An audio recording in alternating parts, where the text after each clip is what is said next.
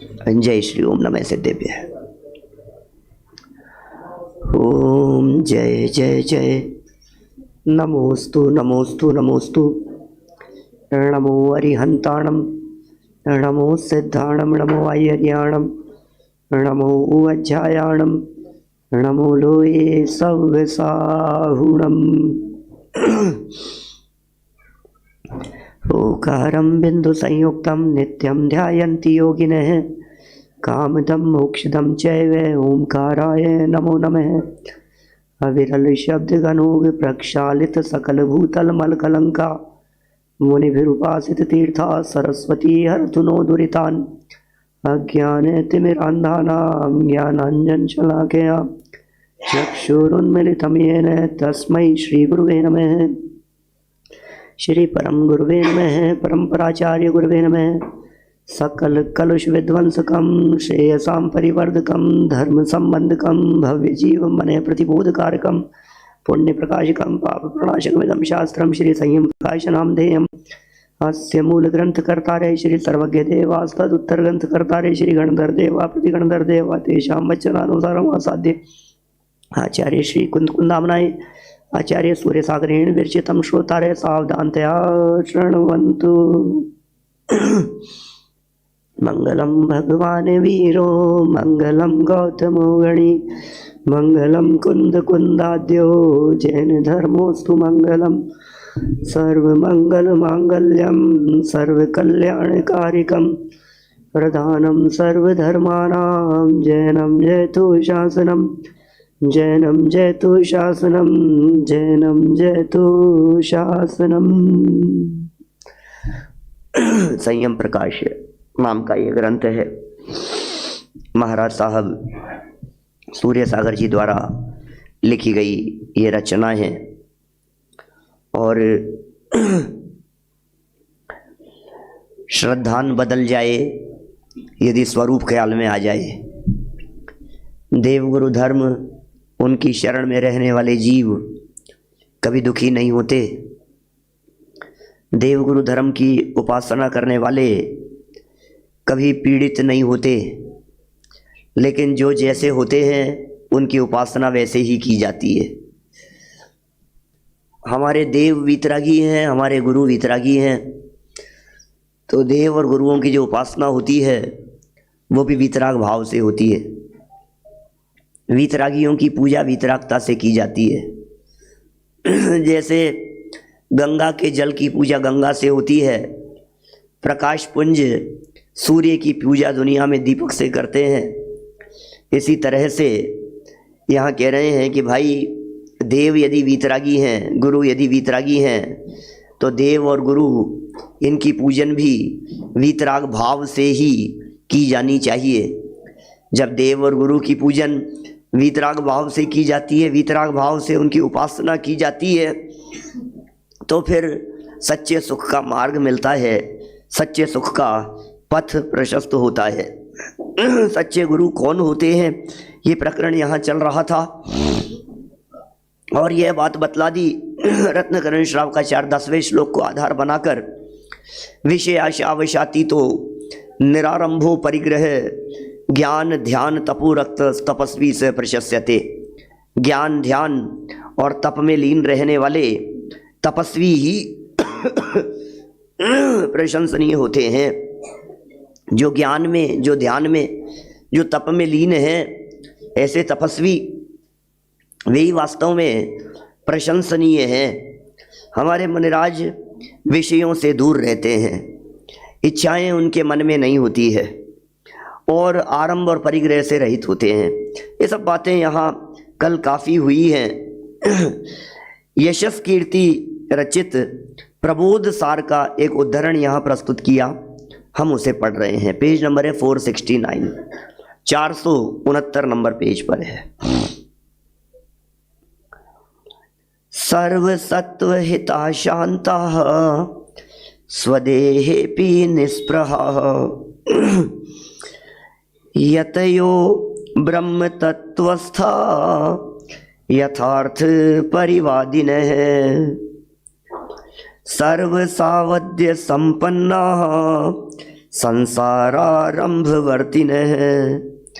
सलोभः समदाशीर्ष्याः समानः यत यन्ते। जो सब प्राणियों के हितकर हैं, कल थोड़ी बहुत चर्चा की थी, सब प्राणियों के हितकर कह करके क्या कहना चाहते हैं। सर्व प्राणियों के हितकर का मतलब क्या होता है? अरे जिनकी वाणी सर्व जगत के जीवों के हित करने के लिए होती है, जिनका उपदेश, जिनके मुख से निकले हुए वचन जगत के जीवों को ऐसा लगता है मानो मुख चंद्र से अमृत झर रहा हो। एक एक शब्द अंदर शुद्धात्म तत्व की तलहटी से निकलता है वीतरागी संतों का। वाणी से पहचाना जाता है कि ये वीतरागी मुनिराज पूज्य हैं कि नहीं हैं। भावलिंगत्व ही पूज्य हो ऐसा आग्रह हमारे यहाँ जनागम में नहीं है। द्रव्यलिंग को भी हमारे यहाँ बराबर रीति से पूज्य कहा है, क्योंकि द्रव्यलिंग और भावलिंग का निर्णय जगत के कोई बाह्य जीव नहीं कर सकते। पंडित प्रवर टोडरमल जी साहब ने बहुत स्पष्ट शब्दों में मोक्ष मार्ग प्रकाशक ग्रंथ में कहा है कि विनय करना, वंदन करना, ये सब चरणानुयोग का काम है। यदि चरणानुयोग से वंदन किया जा रहा है तो चरणानुयोग देखा जाता है। अब चरणानुयोग है ना, तो बोले बाह्य 28 मूल गुणों का यदि कोई निरतिचार पालन करते हुए दिखाई दे रहे हैं तो बराबर उनको नमन वंदन किया जाता है। सबका हित करने वाले होते हैं।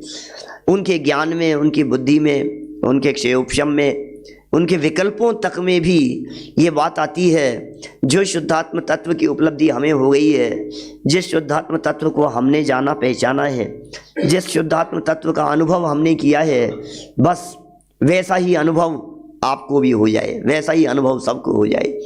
अरे अरे इनकी तरह ही मैं भी जगत में भटकता था और आज मुझे मार्ग मिल गया है, तो मुझे लगता है कि ये भी, इनको भी मार्ग मिल जाए तो ये भी सुखी हो सकते हैं।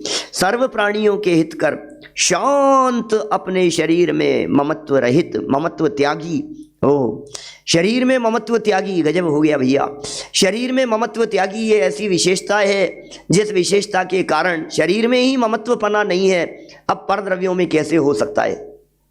सामयिक पाठ की लाइनें कल भी कही थी, तन से जिसका ऐक्य नहीं हो सुततीय मित्रों से कैसे, चर्म दूर होने पर तन से रोम समूह रहे कैसे। जिसका शरीर के प्रति अपनापन नहीं है उसका पत्नी पुत्र के प्रति हो सकता है क्या? पत्नी से यदि कनेक्शन टूट गया, मान लीजिए उदाहरण के तौर पर, तो पत्नी से कनेक्शन टूट जाने पर अन्य लोगों से अपने आप टूट जाता है। उसके साथ साथ में जिन जिन से संबंध जुड़ा था सबसे संबंध स्वयं टूट जाता है। आप समझिए, यदि बाहर कोई मेन मीटर लगा हुआ है, बिजली का बोर्ड लगा है, बिजली जहाँ से यहाँ आ रही है अंदर, यदि वहाँ से कनेक्शन काट दिया जाए तो फिर आपकी ये हेलोजन भी बंद हो जाती है, ये माइक भी बंद हो जाता है, लाइट भी बंद हो जाती है, पंखे बंद हो जाते हैं, एसी हीटर जो कुछ भी चल रहे हो सब बंद हो जाते हैं। सबको अलग अलग बंद नहीं करने पड़ते, क्योंकि इन सब का कनेक्शन उससे है। अब वो मेन चीज से कनेक्शन तोड़ दिया तो उससे जुड़े हुए जितने भी कनेक्शन थे वे अपने आप टूट जाते हैं। कोई व्यक्ति व्यापार कर रहा हो और व्यापार करना उसने बंद कर दिया हो, 60, 65, 70 साल की उम्र हो गई, बच्चों को संभला दिया, व्यापार नहीं करता, तो व्यापार नहीं करता तो व्यापार छोड़ा है तो व्यापारियों से भी संपर्क टूट गया है। अकेला व्यापार नहीं छोड़ा है, व्यापारियों से भी संपर्क टूट गया है। अब यदि किसी व्यापारी का कदाचित फोन भी आता है तो कहता है भाई आजकल मैं नहीं देखता हूं और बच्चे देखते हैं, उनसे बात कर ले। ऐसा होता है कि नहीं भाई साहब? कितना प्रैक्टिकल है। माने जितने व्यापारियों से कनेक्शन थे, जितनी पार्टी से कनेक्शन थे, ग्राहकों से कनेक्शन थे, वो तो व्यापार के बेस पर थे, और व्यापार टूट गया तो वो सब टूट गए। आपका साले साहब से कैसे, किससे संपर्क है? पत्नी की वजह से। साले के बच्चों से किससे क्यों संपर्क है? पत्नी की वजह से। बुआ सास से क्यों है? सास ससुर से क्यों है? चाचा ससुर से क्यों है? सबसे संपर्क क्यों है? ये पत्नी की वजह से। और जिसका पत्नी से संबंध टूट गया तो अब थोड़ी ना अलग अलग तलाक देना पड़ता है। नहीं, मैं अपने चाचा ससुर जी को तलाक देता हूं, एक एप्लीकेशन उनके लिए भी तो लगानी पड़ेगी। मैं अपनी बुआ सास को तलाक देने के लिए उनको भी तो एप्लीकेशन लगानी पड़ेगी। कैसे होगा बतलाओ? इसी तरह से शरीर के प्रति जिसका संबंध टूट गया, तो फिर माता पिता से संबंध कैसे रहेगा? माता तो शरीर की से ही संबंध है ना, पिता का संबंध तो देह से है ना, किससे संबंध है? मैं कभी कभी कहता हूं इस तरह की बातें थोड़ी मजाक जैसी भी लगती हैं, लेकिन किसी व्यक्ति के देहावसान हो जाने पर, डेड बॉडी पड़ी रहने पर जब लोग रोने लगते हैं, रोते हैं, तो हम उनसे पूछते हैं कि भैया आप किसकी वजह से रो रहे हो? कि साहब वो चले गए। क्या? कि कौन चले गए? आपका अपनापन उनकी आत्मा के साथ में था या शरीर के साथ में? यदि उनकी आत्मा के, यदि शरीर के साथ में कनेक्शन था, संबंध था, तो शरीर तो पड़ा है, तुम रोते क्यों? शरीर तो है ना, ये अभी बिस्तर पर लेटा हुआ, तुम रोते क्यों? शरीर से संबंध था ना। बोले नहीं नहीं, आत्मा से संबंध था। सच सच बतलाना। रात को यदि आ जाए, रात को 2 बजे, तो डरेगा, ये कहां से आ गए? तो सोचना जरा, संबंध किससे है? भूत आ गया, हिलवाता फिरेगा, औरों से कहेगा मेरे को दिखने लग गए, ये क्या हो गया? तो भाई तेरा संबंध शरीर से है क्या? किससे है संबंध? भाई साहब सच बतलाऊं तो आपका संबंध न तो उनकी आत्मा से है, न उनके शरीर से है। आपका संबंध तो अपने स्वार्थ से है। आप जो रो रहे हैं ये उनकी वजह से नहीं रो रहे हैं, आप तो अपने स्वार्थ की वजह से रो रहे हैं। और जिन्हें रोना आता है, जो रोते हैं, दिल पर हाथ रख करके सोचना, व्यक्ति के चले जाने से रोना नहीं आता, उस व्यक्ति के चले जाने से जो आपके काम अटकते हैं उसे याद कर करके रोता है। अब खाना कौन बनाएगा? क्या? अब भोजन की व्यवस्था कैसे होगी? अब हमारी बच्चों को स्कूल से कौन लाएगा? अब बाजार से सब्जी कौन लाएगा? ये याद कर करके रोता है। माने अपने मोह को रो रहा है। अरे निर्ममत्व होते हैं हमारे मुनिराज। जो मुनिराज निर्ममत्व होते हैं, शरीर के प्रति जिनका ममत्व नहीं होता है, फिर नग्न दिगंबर वीतरा की दशा उन्हें कष्टकर नहीं लगती है।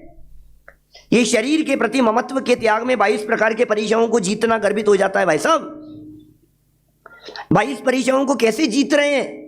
क्यों जीत रहे हैं? 22 परिचयों को जीतने के पीछे आधार क्या है? उसके पीछे बल कौन सा है? कि शरीर में ममत्व त्यागी ऐसे होते हैं मुनिराज। शरीर में ममत्व त्यागी बहुत गजब की चीज है। शरीर में ममत्व त्यागी होते हैं तो नंगे पांव चलने में कष्ट नहीं होता। शरीर के प्रति ममत्व त्याग होता है, सर्दी गर्मी नहीं लगती। शरीर के प्रति ममत्व का त्याग होता है तो मच्छर काटते हैं तो गुड नाइट की जरूरत नहीं पड़ती। ये मेरा नहीं है।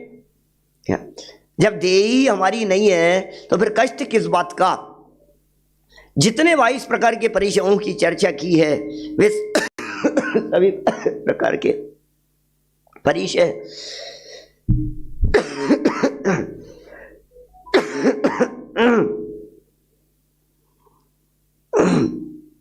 देखो, शरीर के प्रति ममत्व त्याग की चर्चा कर रहे हैं तो फिर वो नाम किसका है? नाम के पीछे मेरा नाम बड़े बड़े अक्षरों में छपना चाहिए, मेरी फोटो छपनी चाहिए, अच्छी बड़ी फोटो। किसकी फोटो? किसकी फोटो? आपको पता है? किसी भी व्यक्ति की बात करें, गोल्ड मेडल आया था, न्यूज़पेपर में फोटो छपी थी। जब न्यूज़पेपर में फोटो छपी तो उसे संभाल करके रखता है, ये मैं हूं। और जब 40-50 साल का होता है, 60 साल का होता है, बच्चे पोते देखते हैं, ये मैं हूं, अच्छा ये आप हो ही नहीं सकता। ये क्या हुआ? वो शक्ल खुद की पहचानते नहीं है। आप कौन से तन में अपनापन किए हुए बैठे हो, कौन से नाम में और कौन सी शक्ल में? ये जो देह के प्रति एकत्व बुद्धि है, शरीर के प्रति जो ममत्व के त्यागी हो गए हैं और आत्म तत्व में लीन हो गए। ये क्या आत्म तत्व में लीन? आत्मा के अलावा उनको और कुछ नहीं सुहाता है। आत्मा का चिंतन है वाणी में आत्मा। मुनिराजों के आत्मा का चिंतन होता है और वाणी में यदि आते हैं तो आत्मा की ही चर्चा निकलती है, और अंदर में चले जाते हैं तो समरस में लीन हो जाते हैं। आत्मा का चिंतन है वाणी में आत्मा, समरस में सने हुए लीन हुए आत्मा, अरे आत्मा ही सार है, ये उनकी पुकार है। वीतरागी संतों की तो ये पुकार होती है, आत्मा ही सार है, आत्म तत्व में लीन है। क्या शब्द दिए हैं यहाँ, कितने सुंदर। देखो आप क्या लिख रहे हैं, प्रभु सार में लिख रहे हैं यशो कीर्ति स्वामी क्या लिख रहे हैं, आत्म तत्व में जो लीन रहते हैं, आत्म तत्व में जो लीन रहते हैं ऐसे मुनिराज और यथार्थ तत्व का कथन करने वाले हों, वे सद्गुरु हैं। उत्सूत्र भाषी नहीं हो, जनागम के विरुद्ध वचन बोलने वाले नहीं हो, वस्तु स्वरूप के अतिरिक्त कथन करने वाले नहीं हो। मुझे तो बहुत चारों तरफ देखता हूं तो मुझे ऐसा लगता है, वस्तु स्वरूप का कथन करो। आप कौन से अनुयोग से कथन कर रहे हो ये तो बताओ, करणानुयोग से, प्रथमानुयोग से, चरणानुयोग से, द्रव्यानुयोग से, क्या कौन से अनुयोग से देख रहे हो आप। एक द्रव्य दूसरे द्रव्य का कर्ता धर्ता नहीं होता, ऐसे कथन करने वाले होते हैं वीतरागी संत। देह की परवाह न करके आत्म तत्व की चर्चा करने वाले होते हैं वीतरागी संत। क्या जब वीतरागी संत देह की परवाह नहीं करके जब बात कह रहे हैं तो हमें भी वीतरागी संतों को देह से अतीत होकर के देखना चाहिए। आप यही देखते रहेंगे ये इनकी क्या स्थिति है, इनका क्या है, मुनिराज की कैसे शारीरिक स्थिति है, बेचारे मुनिराज कैसे केश लोच करते हैं, कैसे गमन करते हैं, कैसे चलते हैं, क्या स्थिति होती है मुनिराजों की। भाई साहब यहाँ ये समझा रहे हैं, सुनिए जरा ये क्या कह रहे हैं, आत्म तत्व में लीन और यथार्थ तत्व का कथन करने वाले हों, यथार्थ तत्व का कथन करने वाले हों, वे सद्गुरु हैं। ओहो, उनसे विपरीत पाप युक्त जो जीव हो, जो भी जीव पाप युक्त हो, सांसारिक आरंभ करने वाले हों, लोभी हों, सांसारिक आरंभों में उलझे हुए हों। पेज नंबर है 469, 469 नंबर पेज है संयम प्रकाश ग्रंथ का, है ना। देखिए कोई भी जो स्वास्थ्य को देख करके जिन्हें लगता है ना कि भाई तबीयत ठीक नहीं है, ये करो वो करो, व्यर्थ के मैसेज करके अपना भी उपयोग खराब करते हैं वे लोग और औरों का भी उपयोग खराब करते हैं। बराबर सिर्फ जनवाणी की चर्चा सुनते समय जनवाणी ही ख्याल में आनी चाहिए, इधर उधर की किसी भी चर्चा में उलझकर अपना और किसी अन्य का, दोनों का ही उपयोग बर्बाद नहीं करना चाहिए, ऐसा हम समझते हैं। जिनको जो विकल्प आता है वो मन में रखें, जो होना है सोई तो होगा। और अच्छा, किसी व्यक्ति के ये कह देने से कि आप अपनी तबीयत का ध्यान रखो, उससे क्या होगा? अच्छा, उससे क्या होगा उससे ये तो बताओ तो सही है। किसी ने कहा पंडित जी आप अपनी तबीयत का ध्यान रखो, तो उससे पंडित जी की तबीयत ठीक हो जाएगी है? और पंडित जी ध्यान नहीं रखते होंगे, और पंडित जी जिन शिवपुरी वालों के बीच में हैं ये लोग क्या ध्यान नहीं रख रहे हैं? सारी चिंता बाहर वालों को ही है। ऐसा कुछ नहीं है। इसलिए बहुत निर्विकल्पता से आज विकल्प आया, इसलिए मैंने बात कही है। सदा सदा के लिए इस बात को जानना चाहिए। कभी कभी ऐसा भी सोचना चाहिए कि जब सामने बैठ करके प्रवचन चल रहा होता तो क्या आस पड़ोस वालों को विचलित कर रहे होते, पंडित जी की तबीयत खराब हो रही है, अरे पंडित जी की तबीयत खराब हो रही है, इनके क्या हो गया, इनको कहो, इनको समझाओ, ऐसा माहौल बिगाड़ते सब, क्या होता? इसलिए बहुत बात क्या चल रही है, देह के प्रति ममत्व के त्याग की चर्चा चल रही है यहाँ तो। क्या योगेश मामा, देह के प्रति ममत्व के त्याग की चर्चा चल रही है। शरीर के प्रति ममत्व का त्याग करो और आत्म तत्व में लीन होने वाले ऐसे हमारे वीतरागी संत होते हैं। देखिए क्या कह रहे हैं, यथार्थ तत्व का कथन करने वाले हैं। ओह, कथन उनका यथार्थ होता है, वे सदगुरु हैं। सच्चे गुरु कौन होते हैं? गुरुओं को पहचानो तो सही, गुरुओं का जीवन कैसा होता है।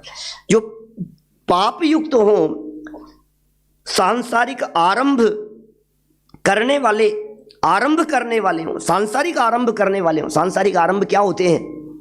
अब कहाँ तक इनका विस्तार। सांसारिक आरंभ करने वाले हों, उन्हें कुगुरु कहकर के पुकार रहे हैं। ये सूर्य सागर जी महाराज ने लिखा है यहाँ, यशस कीर्ति स्वामी के द्वारा लिखित प्रबोध सार के उद्धरण देकर के बात कही गई है। सांसारिक आरंभ करने वाले, सांसारिक आरंभ मतलब आप कैसे हो, अरे क्या हुआ, कब आए आप, ये सांसारिक आरंभ है। समझ में आ रही है बात? आप कब आए, आपकी तबीयत कैसे है, और परिवार में सब ठीक है? लो, परिवार में सब ठीक है। अपने अनंत गुण परिवार की इच्छा रखते हैं मुनिराज। जिन्होंने स्वयं का परिवार छोड़ दिया वे दूसरे के परिवार के बारे में कैसे पूछ सकते हैं? क्या जिन्होंने अपने माता पिता परिवार को छोड़ दिया, घर गृहस्थी का त्याग कर दिया, स्वयं की घर गृहस्थी का त्याग कर दिया, वे दूसरे की घर गृहस्थी के बारे में कैसे पूछ सकते हैं? कृतकारित अनुमोदना का दोष तो लगेगा। ये कुगुरु कहकर के पुकार रहे हैं यहां पर, मैं क्या कहूं? बोलो, मत करो चर्चा, मत करो। हाँ, संपर्क मत बढ़ाओ, नहीं बढ़ाना चाहिए भाई साहब। सबसे संबंध तोड़ करके अपने आत्म तत्व से संबंध जोड़ने योग्य है। किससे संबंध जोड़े भाई साहब? अपने आत्मा से संबंध जोड़ो। जिनका संबंध, जिनका उपयोग अपने आत्म स्वभाव के साथ में जुड़ता है, वे अल्पकाल में मुक्ति की प्राप्ति कर लेते हैं। किससे संबंध जोड़ना है? आप किससे संबंध जोड़ रहे हैं, किससे संबंध जोड़ते हैं? कल्पना कीजिएगा थोड़ी सी।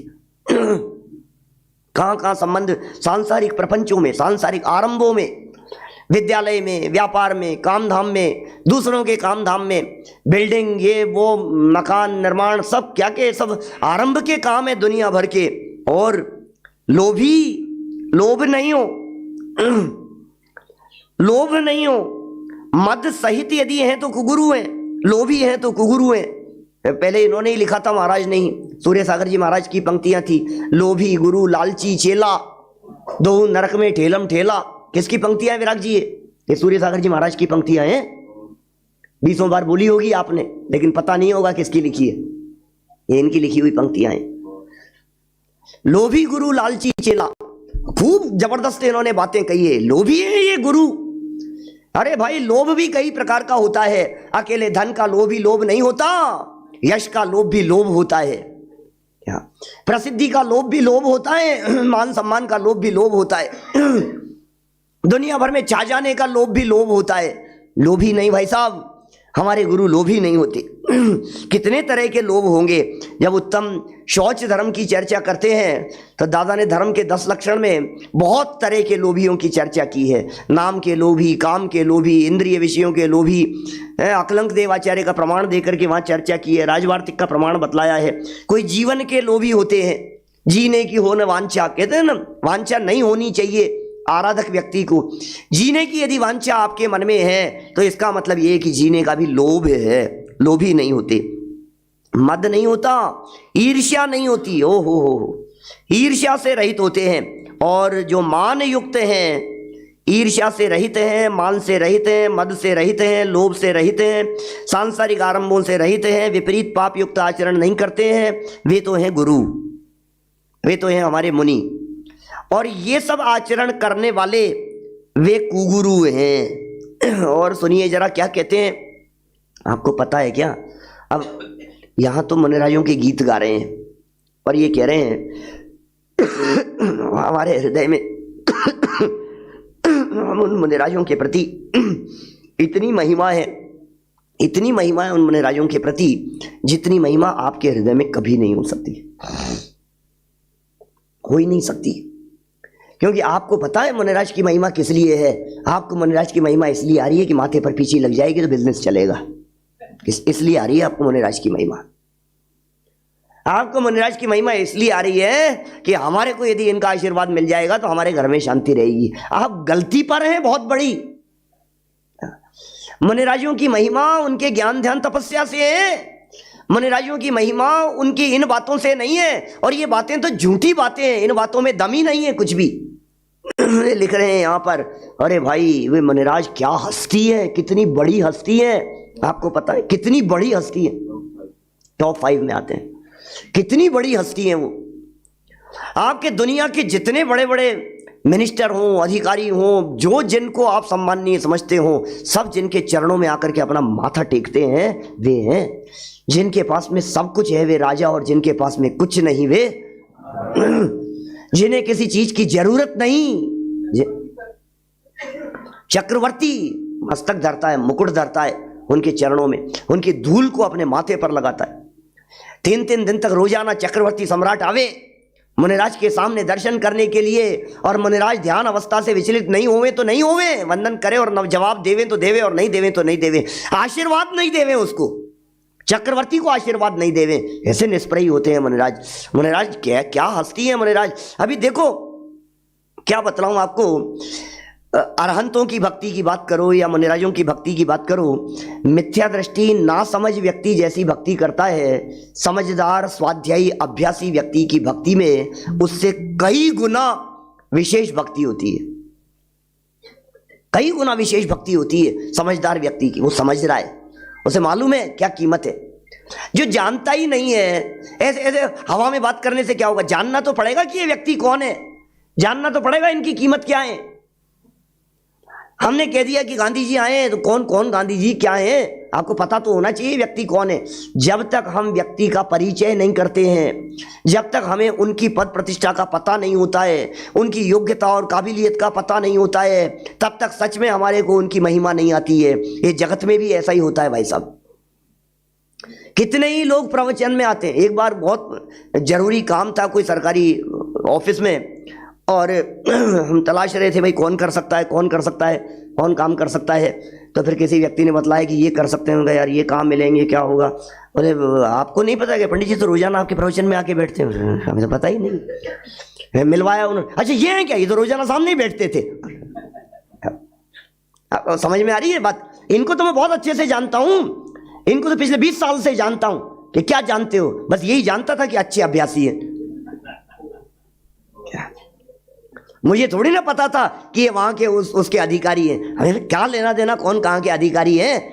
तो हम ये कहना चाह रहे हैं, तुमने देखा मुनिराज हैं, मुनिराज हैं, तो क्या क्या महिमा है तुम्हारे को मुनिराज देख करके। ये पीछी कमंडल वाले पीछी अरे तुम्हें पता नहीं है ये चैतन्य में विहार करते हैं, तुम्हें पता नहीं है ये स्वरूप की साधना करते हैं, तुम्हें पता नहीं है ये भव चक्र के संहार में निरंतर सन्नद्ध रहते हैं, तुम्हें पता नहीं है ये निरंतर कर्म काटने का काम किया करते हैं, तुम्हें पता नहीं है इनसे सुखी यदि चिराग लेकर के ढूंढोगे तो दुनिया में आपको कोई नहीं मिलेगा। ये है मुनिराज। चिराग लेकर के ढूंढो आपको कोई नहीं मिलेगा। जितने आपको सुखी नजर आते हैं भोग विलासिता में डूबे हुए, उन सबको इकट्ठा कर लो और एक तरफ हमारे इन भावलिंगी संत मुनिराजों को देखो। ये है मुनिराजों की कीमत। क्या है मुनिराज, स्वरूप समझो एक बार मुनिराज क्या है। स्वरूप समझे बिना किसको नमस्कार करेंगे आप। नाम को थोड़ी ना नमस्कार होता है, शक्ल को थोड़ी ना नमस्कार होता है, स्वरूप तो समझना ही पड़ेगा। पीछी कमंडल को भी नमस्कार नहीं है। कई लोग ये कहते हैं पीछी कमंडल है तो नमस्कार है, पीछी कमंडल है तो नमस्कार है। पीछी कमंडल कभी कभी अपन भी लाते हैं, उससे क्या होता है। पीछी भेंट करने वाला भी पीछी खरीद करके लाता है, तो उससे क्या होता है। कमंडल मुनिराज के लिए तैयार करने वाला भी कमंडल लेकर के आता है। और हो सकता है कभी बाजार से चातुर्मास के समय, उनको पीछी परिवर्तन के समय बाजार से पीछे और कमंडल कोई व्यक्ति साथ में ले आए, बोले पीछे कमंडल दिख रहे हैं, जय हो जय। अरे बाजार से ला रहा है, ये कपड़े पहने आदमी है। तो किसे नमस्कार किसे है बताओ, नमस्कार किसे है। पीछी कमंडल, अच्छा पीछी कमंडल को ही यदि वंदन हो तो हमारे तीर्थंकर मुनिराज के पीछी कमंडल नहीं होते क्या। आप परिग्रही हैं, परिग्रह से रहित हैं। बाहर में जिनके तन पे न तार, अंदर में जिनके आनंद अपार, ऐसे मेरे मुनिवर हैं, ऐसे मेरे गुरुवर हैं। अंदर में जिनके आनंद अपार, अंदर में जिनके शांति की धारा बहती है, ऐसे होते हैं मुनिराज। देखिए यहां लिखा है और भी कहा है, जरा सुनिए क्या कह रहे हैं। देखिए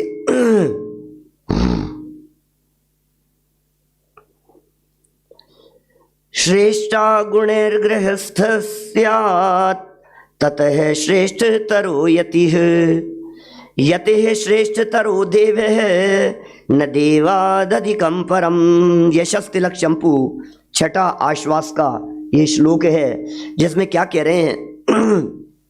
यशस्तिलक चंपू सोमदेव सूर्य आचार्य कह रहे हैं गृहस्थ गुणों के कारण श्रेष्ठ कहलाता है।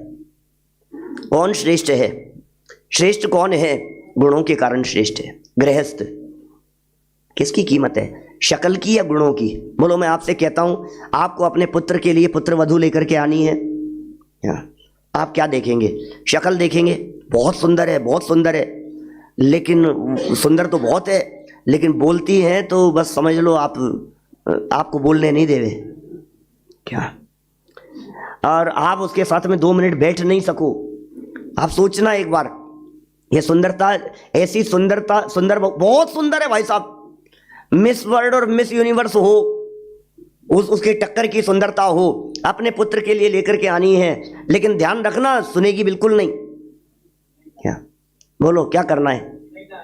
नहीं लाएंगे भाई साहब। गुणवान चाहिए, मन साफ होना चाहिए, हृदय से पवित्रता होनी चाहिए, सरलता होनी चाहिए, विनयवान होने चाहिए। कितने गुणों को आप अंतरंग गुणों को देखते हैं, शक्ल को नहीं देखते हैं।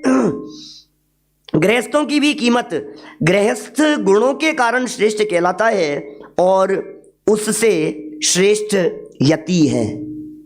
माने गृहस्थों से यति माने संयमी मुनिराज, वे उससे श्रेष्ठ हैं, और उससे भी श्रेष्ठ वीतराग सर्वज्ञ देव हैं। वो उससे भी श्रेष्ठ हैं। तात्पर्य यह है कि यहां पर यति एवं गुरु को गुणों के आधिक्य से ही श्रेष्ठ कहा गया है। भैया गुणों के कारण ही गुणी जनों को देख हृदय में मेरे प्रेम उमड़ आवे। गुणी जनों को, गुणों की पूजा होती है। वास्तव में जैन दर्शन व्यक्ति की पूजा तो करता ही नहीं है, जैन दर्शन तो गुणों की ही पूजन करता है। हमारे यहाँ तो गुणों की ही बात होती है, हम तो गुण देखते हैं भाई साहब। अरिहंत सिद्ध आचार्य उपाध्याय और साधु, ये जो 5 बातें कही है, अरिहंत सिद्ध आचार्य उपाध्याय साधु, ये 5 पद हैं, ये 5 गुण युक्त हैं, ये 5 व्यक्ति के नाम नहीं है।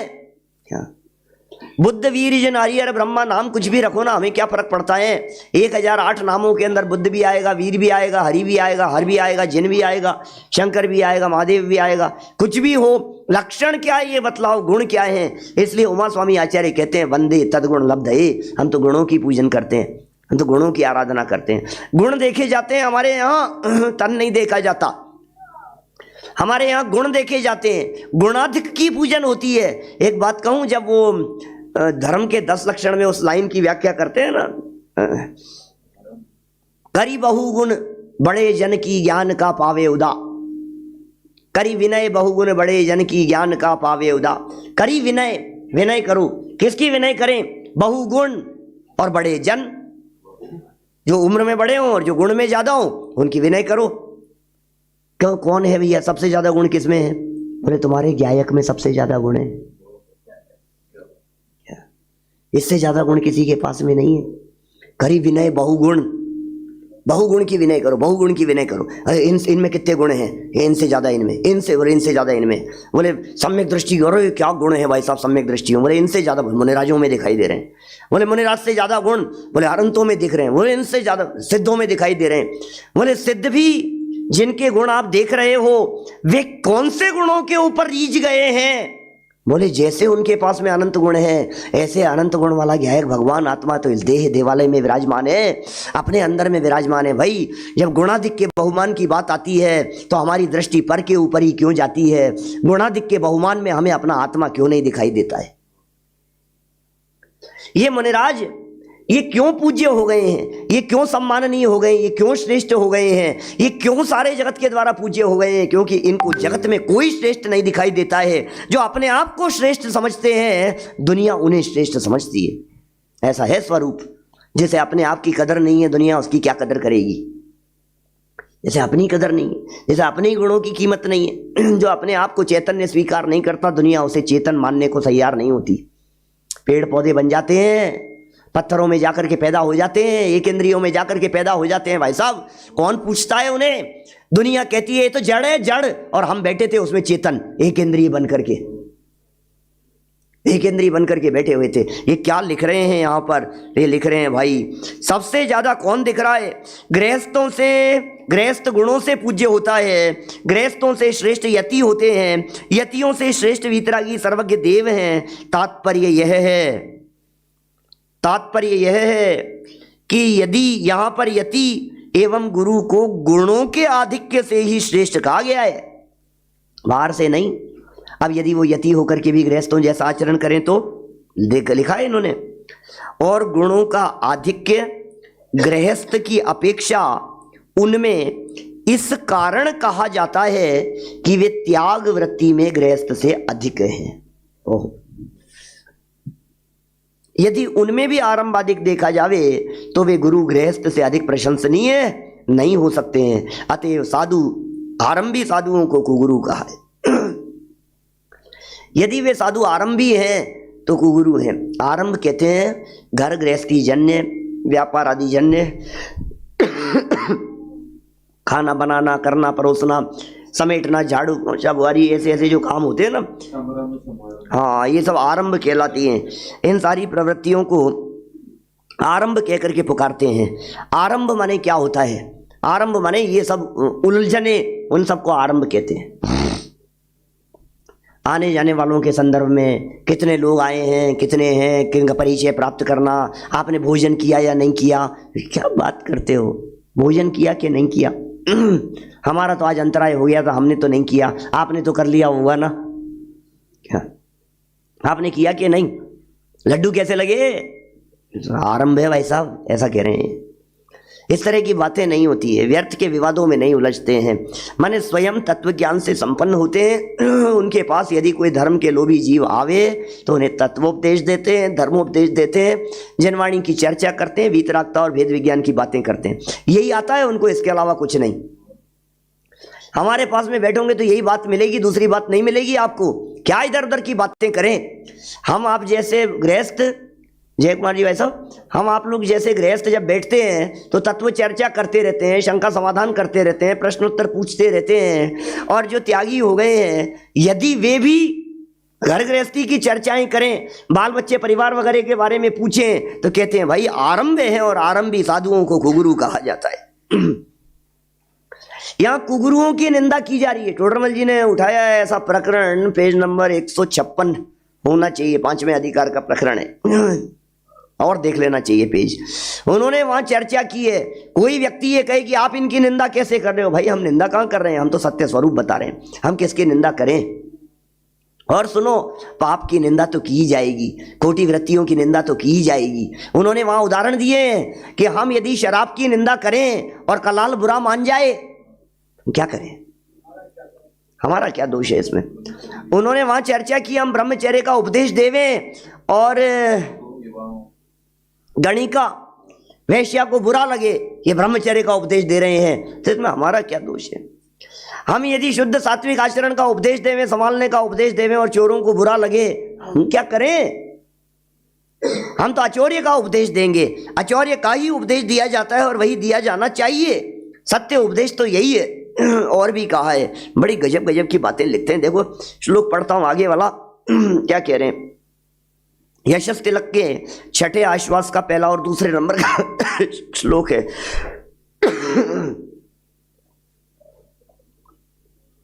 देखिए कह रहे हैं, वस्तुन्येव भवेद भक्ति शुभारंभाय भक्ति के, नह्य रत्नेन रत्नाय भावो भवति भूतये, अदेवे देवता बुद्धिम व्रते व्रत भावनाम, अतत्वे तत्व विज्ञान मतो मिथ्यात्व मुत्सृजेत। क्या कहते हैं, गजब की बात है भाई साहब। सच्ची वस्तु में जो भक्ति होती है वह शुभ फल के लिए होती है। सच्ची वस्तु में, सच्ची वस्तु कहकर के कहना चाह रहे हैं यथार्थ स्वरूप में। वस्तु के यथार्थ स्वरूप को समझ करके जो भक्ति होती है वो शुभ फल के लिए होती है और वही कार्यकारिणी होती है। इसलिए स्वरूप समझिए मुनिराजों का, तब सच्ची भक्ति होगी। और क्या कहते हैं, यदि कोई पुरुष पत्थर में रत्न बुद्धि कर बैठे, संपन्नशाली नहीं होता। पत्थर में रत्न बुद्धि कर बैठे, ये उदाहरण ये सूर्य सागर जी महाराज यशस तिलक सोमदेव सूर्य आचार्य के आधार पर जो प्रस्तुत कर रहे हैं, ये कह रहे हैं कुगुरु को गुरु मान लेवे। पत्थर को रत्न समझ लिया, मुनिराज तो रत्नों की समान शोभा पाते हैं, और जो कुगुरु हैं ये पत्थर के समान हैं। छेड़ालाकार दौलत राम जी ने कहा है, ते कुगुरु जन्म जल उपल नाव। वे कुगुरु हैं जो जन्म जल रूपी नौका में पत्थर के समान है, पत्थर की नौका के समान है, खुद भी डूबने वाले हैं और जगत के जीवों को भी डुबोने वाले हैं। मैं नहीं लिख रहा हूं, 200 साल पहले कहा है दौलत राम जी ने छेड़ाला में। कुगुरु हैं, संसार समुद्र में डूबने वाले हैं, खुद भी डूबेंगे, दूसरों को भी डुबोएंगे, खुद भी उलझे, दूसरे लोगों को भी उलझाएंगे, खुद भी फंसे, दूसरे लोगों को भी फंसाएंगे। जैसे कोई पुरुष पत्थर में रत्न बुद्धि कर बैठे, पत्थर में रत्न बुद्धि कर बैठे, गलतफहमी हो गई है जिसे, तो वह संपत्तिशाली नहीं होता। मान ले वे, मुंह फुलाया है, आएगा कल पुलक बदना, ऐसा कह करके अणुव्रत महाव्रत पालो, कुछ भी करो, सिद्धि नहीं। निज आत्मा जाने बिना सिद्धि नहीं। आत्मा तो जाना नहीं, आत्मा की खबर नहीं, आत्मा नाम कहते ही सुहाता नहीं, आत्मा की चर्चा आपको पसंद आती नहीं, ये भगवान आत्मा के गीत कभी गाए नहीं, और आप कहो कि नहीं भैया हम तो भैया अनंत संसार के कारण है। आप संपत्तिशाली नहीं है, संपत्तिशाली तो वे होते हैं सच में जिन्हें देव में देव बुद्धि होती है, गुरु में गुरु बुद्धि होती है। ये लिख रहे हैं अदेवे देवता बुद्धि। ओहो, अतः अदेव में देव बुद्धि करना, अव्रत में व्रत भावना और अतत्व में तत्व विज्ञान करना मिथ्यात्व है, उसको छोड़ देना चाहिए। छोड़ दो उसको, अतत्व में तत्व बुद्धि करना छोड़ दो, अव्रत में व्रत की भावना छोड़ दो, अदेव में देव बुद्धि करना छोड़ दो, कुगुरु में गुरु की मान्यता छोड़ दो। ये कहना चाह रहे हैं, कुगुरुओं को गुरु मानना छोड़ दो। आप कुगुरु गुरु नहीं हो सकते। कुगुरु नाम किसी व्यक्ति का नहीं है, कुगुरु नाम किसी पर्टिकुलर व्यक्ति की चर्चा नहीं है। यहाँ तो ये कह रहे हैं जो दोष से युक्त हैं वे सब कुगुरु हैं। ये साहब आप क्यों किसी की निंदा करते हो? आप तो बहुत ही निंदा करें। हम निंदा किसकी करें? हम कभी किसी की निंदा नहीं करते। हम मुनिराज की निंदा तो कर ही नहीं सकते। हाँ, जो मुनिराज नहीं है उनकी बात लिखी है, जो लिखी है उसे पढ़ करके आपको यहां सुना रहे हैं। जो बातें जैसी कही गई है उन्हें उसी रूप से स्वीकार किया जाना चाहिए। देखो क्या कह रहे हैं, सच्ची वस्तु में जो भक्ति होती है, वस्तुनिष्ठ चर्चा है। हम तो गुण बतलाते हैं। सारे जनागम में मुनिराजों के 28 मूल गुणों की चर्चा है। जनवाणी में कभी किसी मुनिराज का नाम लेकर के चर्चा नहीं की है। देखना पुराने सब ग्रंथों में कोई मुनिराज पूर्ववर्ती मुनिराजों के गीत गा रहे हो, ऐसा देखा क्या कभी? किसी मुनिराज ने किसी पूर्ववर्ती मुनिराज का नामोल्लेख करके उनके गीत गाए हैं क्या? कभी नहीं होते। सब जगह जहां जहां मुनिराजों की चर्चा आएगी, मूलाचार में जहां चर्चा की है, भगवती आराधना में जहां चर्चा की है, और जहां जहां चर्चाएं मुनिराजों के स्वरूप के संबंध में मिलती है, अनगार धर्मामृत वगैरह में जहां जहां चर्चाएं मिलती है, ये क्या नाम है इसका, आत्मानुशासन में जहां चर्चा मिलती है, जहां जहां मुनिराजों के स्वरूप के संदर्भ में चर्चाएं मिल रही है, सब जगह पर एक भी मुनिराज का नाम नहीं लिखते। ब्रह्मचर्य सुनील भैया जी कभी किसी क्यों नाम किसका लिखे और कैसे लिखे भाई साहब नाम, ये तो बताओ। किसी का कुछ ठिकाना नहीं है, हम कैसे किसका नाम लिख देंगे? यहां जो पूजा होती है वहां तो देव शास्त्र गुरु की पूजा होती है हमारे यहां। आप सोचिए, देव शास्त्र और कुंद की गुरु की पूजा, ऐसा कभी पूजा देखी आपने? देव शास्त्र और अमृतचंद्र स्वामी की पूजा, ऐसा होता है क्या? गुरु सामान्य है, गुरु सामान्य है। देव शास्त्र गुरु की पूजा में गुरु सामान्य की पूजा होती है। वे मुनिवर कब मिली हैं उपकारी, ऐसा कहेंगे। वे महाकीर्ति स्वामी कब मिलेंगे, ऐसा नहीं। समझ में आ रही है बात? वे पूज्यपाद स्वामी कब मिलेंगे, ऐसा नहीं। वे कुंद स्वामी कब मिलेंगे, ऐसा नहीं कहा जाता। वे जैसे आचार्य कब मिलेंगे, ऐसा नहीं कहा जाता। किसी भी मुनिराज का अरे कब वो मिलेंगे, क्या बात करते हो? व्यक्तिनिष्ठ नहीं है, हम वस्तुनिष्ठ हैं। यहां जैन परंपरा में व्यक्तिवाद नहीं है। ये जैन परंपरा वस्तु की चर्चा करती है। ये वस्तु व्यवस्था को बतलाती है। ये जैन जैन परंपरा ये कहती है जो वीतरागी होंगे, जो वीतरागी होंगे, जो अपरिग्रही होंगे, जो निरभिमानी होंगे, जो ज्ञान ध्यान तप में तल्लीन रहने वाले होंगे, ज्ञान ध्यान तपो रखते हैं, विषयाशावशाती तो वे गुरु होते हैं भाई। विषयाशावशाती तो निरारंभो परिग्रह, ज्ञान ध्यान तपो रक्त तपस्वी स प्रशस्यते। प्रशंसा करेंगे मन की। किनकी कर रहे हो? अच्छा साहब आप उमा स्वामी की प्रशंसा करोगे? अरे भाई हम तो मुनिराजों की प्रशंसा करते हैं। और सुनो एक बहुत बड़ा चक्कर है भाई साहब। हमारे यहाँ नमोकार मंत्र में भी किसी मुनिराज का नाम नहीं लिया, देव का भी नाम नहीं लिया, और एक के नाम में कितनों का नाम लोगे? 3 कम 9 करोड़ हैं, कितनों का नाम लोगे बताओ? और हमने कहा सर्व दिगंबर संतों के चरणों में बारंबार नमोस्तु। अब किसको किया बोलो? सबको हुए। सोचना एक बार गंभीरता से, जब स्वरूप की चर्चा की जाती है तो उसमें सब गर्वित हो जाते हैं, और जब नाम ले लिया जाता है तो फिर गड़बड़ हो जाती है।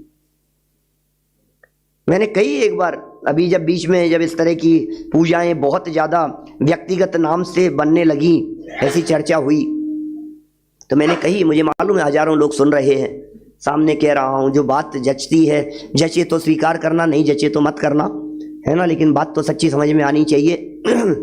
आप सोचिए, यदि पिछले 2000 वर्षों में मुनिराजों की पूजाएं नाम से बन रही होती तो आज पूजा की किताबों में तीर्थंकर गायब हो जाते और महाराजों ही महाराजों की पूजा रह जाती। आपको यदि मेरी बात में कुछ दम लगता है क्या मैं क्या रहा हूं क्या? आप सोचना जरा, फिर जो जिसका भक्त होगा वो उसकी पूजन करेगा, जो जिसका भक्त होगा वो महाराज उन महाराज की करेगा, फिर जो वो भक्त कहेगा नहीं इसके अंदर तो, इस जनवाणी के अंदर तो हमारे इन महाराज की होनी चाहिए। और फिर ये कितने समय चलेगी? 50 साल। फिर 50 साल बाद वाले होंगे, उन्होंने तो उनको देखा नहीं है, फिर उनके सामने जो नए होंगे वो उनकी बनाएंगे, फिर उनके सामने जो नए होंगे वो उनकी बनाएंगे, फिर पुराने वाले की क्या क्या क्या होगा बताओ तो सही।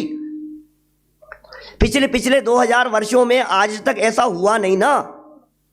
अब क्या चल रहा है, क्या हो रहा है, मैं कुछ नहीं कहना चाहता हूं, मैं तो सिर्फ इतना कहना चाह रहा हूं कि इसको आप फ्यूचर की दृष्टि से देखिए जरा। माने ये परंपरा जैन परंपरा में क्यों नहीं थी? आखिर हमारे यहाँ इतनी 200 साल से 300 साल से पूजाएं हैं, जब से लिखी जा रही है, देव शास्त्र गुरु की पूजा लिखी जा रही थी, है ना।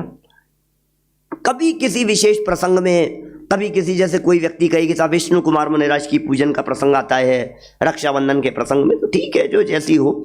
धरसेन पुष्पदंत स्वामी की पूजन कर लो श्रुत पंचमी के दिन, वो भी, मतलब मेरा कहने का मतलब ये है कि भाई हमारे यहाँ व्यक्तिवाद नहीं है, गुणों की पूजा है, हैं सभी। मैंने जो बात कही है ये बात समझ में आती है कि आपको? देखिए यहां लिख रहे हैं, क्या कहां पढ़ दी है अपन ने? पत्थर में रत्न बुद्धि कर बैठे, क्या क्या बातें लिखी है। जो कोई पुरुष पत्थर में रत्न बुद्धि कर बैठे, पत्थर में रत्न बुद्धि कर बैठे का मतलब गलतफहमी हो गई, कांच के टुकड़ों को रत्न समझ लिया, ये हो गया। पत्थर में रत्न बुद्धि कर बैठे, इसका मतलब क्या हुआ कि थे तो कांच के टुकड़े और समझ लिया कि ये रत्न है। कितनी बड़ी गलतफहमी हो गई, धोखा खा गए भाई साहब, धोखा खा गए। और क्यों खा गए धोखा? इसलिए खा गए हमें, ये सही है, ये सही है, क्या क्या सही है, क्या समझ रहे हो आप? आपने स्वरूप तो देखा ही नहीं। गलतफहमी में यदि हमने ऐसा समझ लिया तो संपत्तिशाली नहीं होता। अतः अदेव में देव बुद्धि करना, अदेव में देव बुद्धि करना कितना बड़ा खतरनाक है, अदेव में देव बुद्धि करना। अच्छा, ये जो 3-4 उदाहरण दिए हैं, अदेव में देव बुद्धि, अव्रत में व्रत भावना, अतत्व में तत्व विज्ञान, ये सब मिथ्यात्व है। आप जरा इसको करके देखो ना, जो कंवर साहब नहीं है उनको अपने कंवर साहब मान के देखो, करो। जो पत्नी नहीं है उसे पत्नी मान के देखो जरा, जूते पड़ेंगे।